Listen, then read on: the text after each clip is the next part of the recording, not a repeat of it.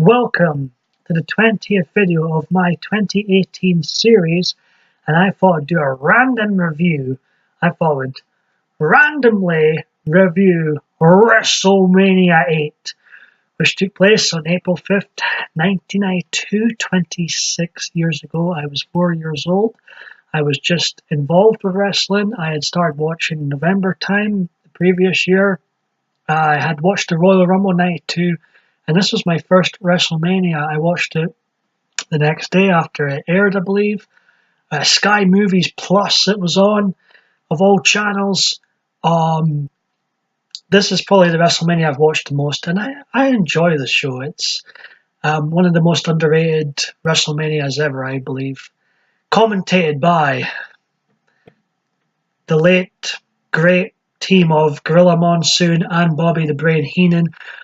My favourite commentating partnership. I also enjoy Jesse the Bonnie Ventura and Monsoon, but I seem to enjoy Heenan just a little bit more. But both A-class talents at commentary, both elevate the product, up a notch. First match is the 2004 Hall of Fame inductee Tio Santana versus the 2011 Hall of Fame inductee Shawn Michaels, who inducted Tio Santana in 2004. Shawn Michaels was inducted by Triple H. Shawn Michaels comes out to the original Sexy Boy music sung by Sherry. I actually thought this version of the song was a little bit better than Shawn Michaels' when he started singing. Both were, themes of my childhood. I guess it was a song, that entrance theme, that was so bad it was just great. Nothing much going on in this match, an opening match. I believe the ending was botched because they never showed the replay afterwards. I could only give it maybe 2 stars out of 5. Seriously, there's no, despite the talent involved, there was not much going on in this match. It was just a match to elevate Shawn Michaels in the next step in his career. He was coming off throwing Marty Jannetty through the barbershop window, and he basically arrived that day, and Tio Santana was just there to put Shawn over. This was like a transitional WrestleMania. I felt like if you go through the matches later on, it's like the new generation of stars are getting the torch passed on to them by the stars of the golden age of the WWF. Next up, we got an interview with the Legion of Doom and their manager, Paul. I enjoyed the Legion of Doom's interviews. There was a lot of shouting going on, but they were always intense and high energy.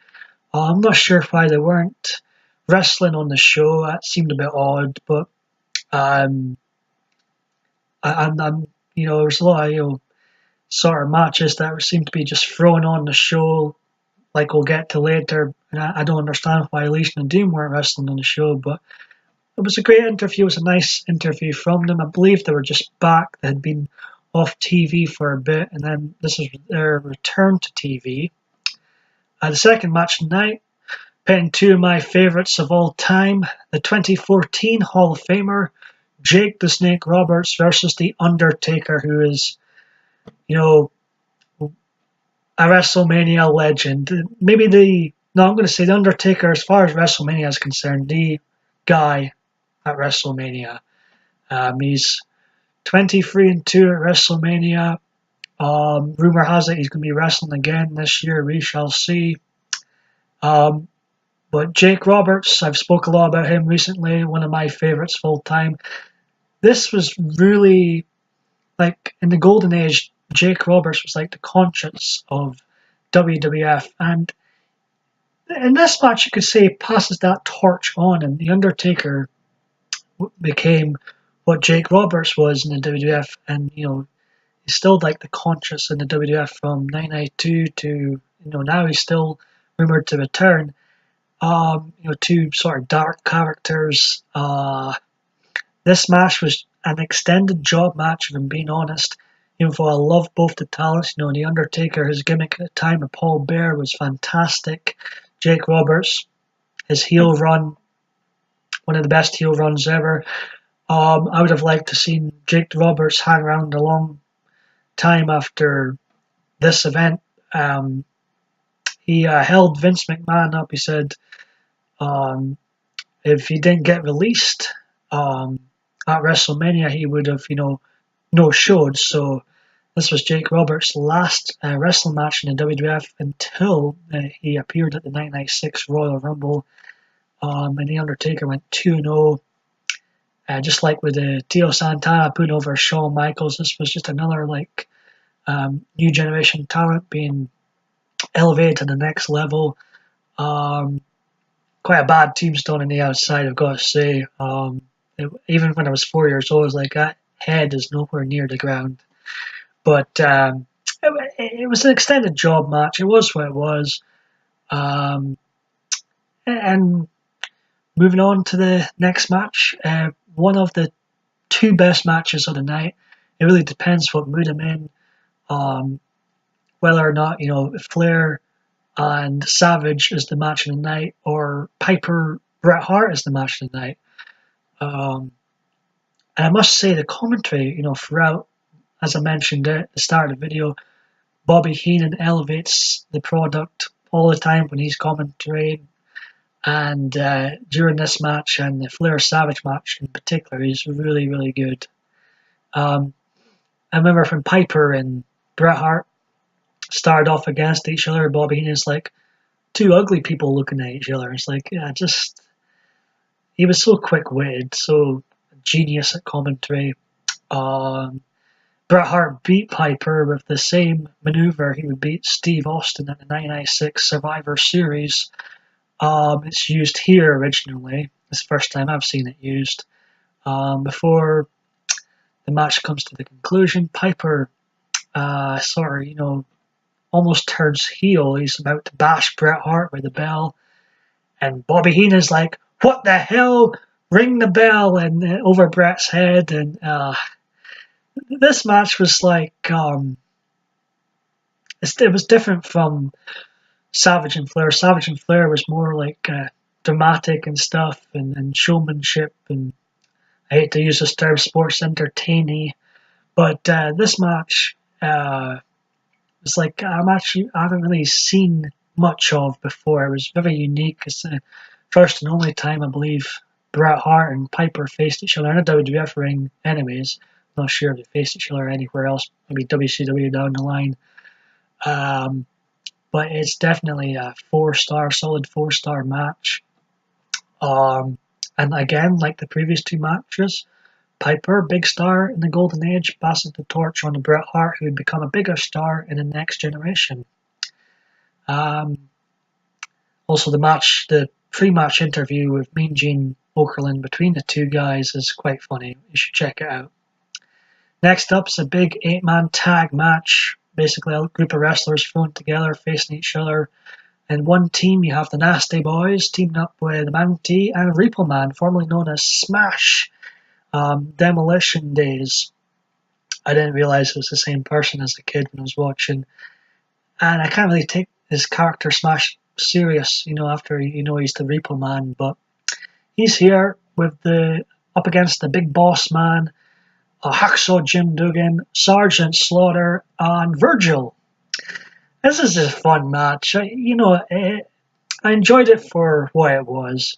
The face team get the win over the heel team after, I think, Sags gets a clothesline from Hacksaw Jim Duggan, and Virgil, I think, picked up the pinfall. It was a pretty entertaining match. Next up is the first of what's been advertised as a double main event. It's not just one main event this year, WrestleMania, it's two main events.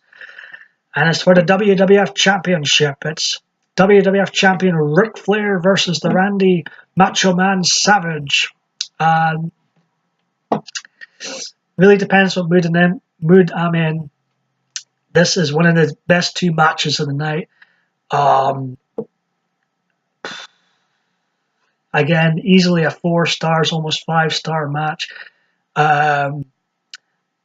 Randy Savage sells like you wouldn't believe during his spots in the figure four leg lock. Ric Flair, excellent. Mr. Perfect, excellent. Bobby Heenan, excellent on commentary. Gorilla Monsoon was very good too. Lots of, in both the matches that were great at WrestleMania 8, there was a couple of blood spots. Bret Hart, he bladed, and so did Ric Flair, but Ric Flair made it too obvious and he got fined later on. Bret Hart managed to make Vince believe backstage that it was all done by accident. But Ric Flair, when he bleeds, man, it really, what a mess his forehead looks, and his blonde hair, just, it's quite the sight. Randy Savage wins with a roll up. He's holding on to the tights. That's the excuse the heels use following the match. Arguably, the interviews after the match are even better than the match, which I say was like a 4, nearly 5-star match. The intensity in both men's interviews, Flair's bleeding still and perfect, and Heenan sitting the telephone behind them. Savage, really, really intense in his interview, starts ripping off his top, and Liz is with him, and just, WWF at its best here, really was. And this was had like an Attitude Era type feel to the match, where there was a lot of interference going on, which you would see, which would become the norm later on with the Attitude Era. But here it was very unique and felt that little bit special, and seeing all this interference right off the start. You've got your spot where Mr. Perfect grabs Macho Man, and he just looks like a bouncer throwing Savage to the ground. It's really fun, spots throughout the match, and definitely one of the highlights of the show. Next up is Tatanka taking on Rick the Model Martel. Now, as I've mentioned previously, I always feel like Rick the Model Martel was sort of overshadowed by the other talents of the Golden Age, but he was still very, very good. I preferred him. He seemed to get a better run earlier on. Here, it's another extended job match to elevate the up-and-coming Tatanka, who was on an undefeated streak and would remain undefeated until 1993, late 1993, I believe. This was like one of the throwaway matches of the night. Not much to it. Tatanka won with a crossbody, and that was that. But Rick the Model Martel, I really did enjoy. I enjoyed his promo work, and I enjoyed the model character. It was done very well. WWF Tag Team titles on the line next. Money Incorporated versus Earthquake. I was trying to remember what their dual name was. I was going to say the Twin Towers, but no, that was Akeem and the Big Boss Man were known as that. They were, Earthquake and Typhoon were known as the Natural Disasters. I enjoyed Earthquake. Typhoon, he's probably better known as the guy who tripped over in WCW as the Shockmaster, and his helmet came off. But I enjoyed the Natural Disasters. Money Incorporated, a team of $1 Million Man, Ted DiBiase, and Erwin R. Seister. I think Erwin R. Seister is a very underrated performer. He, of course, is the father of Bray and Bo Dallas, and Bray Wyatt. I always enjoyed his tax skits, and I really enjoyed him in the $1 Million Man Corporation. $1 Million Man, hell of a talent as well, as I've mentioned before. The match had one of those stupid endings for that the 80s were known for, and the early 90s are known for, where the Natural Disasters won by countout and never won the titles. It ended when Earthquake was attempting to squash Erwin R. Seister, do his move at the end, and Erwin R. Seister got dragged out by Jimmy Hart and $1 Million Man, and they went to the back with their belts. It seemed to be their gimmick for a while. The Money Incorporated used to do that quite a lot, if I remember right. Just before they got beat, they would, say, to hell with this, and take the belts and go to the backstage. But up until the end, and it was fairly, decent sort of match. I always enjoyed watching Earthquake. I thought he was, for his size, a great talent and a great worker in the ring. And he was legit too. He was a badass in the sumo world. He was undefeated, I believe. I heard Bret Hart mention he was undefeated in regards to sumo wrestling. Next up was the second last match tonight. It was what, 2 minutes, not even that long. Skinner versus the late great Owen Hart, who was one of my favorites growing up. I loved Owen Hart. I thought his run in 1994 was excellent. I thought he was underused sometimes over the years. His matches with Bret Hart at the King of the Ring, WrestleMania, and he had a number of memorable feuds with Shawn Michaels, Steve Austin. Just a hell of a talent. Gone far too soon.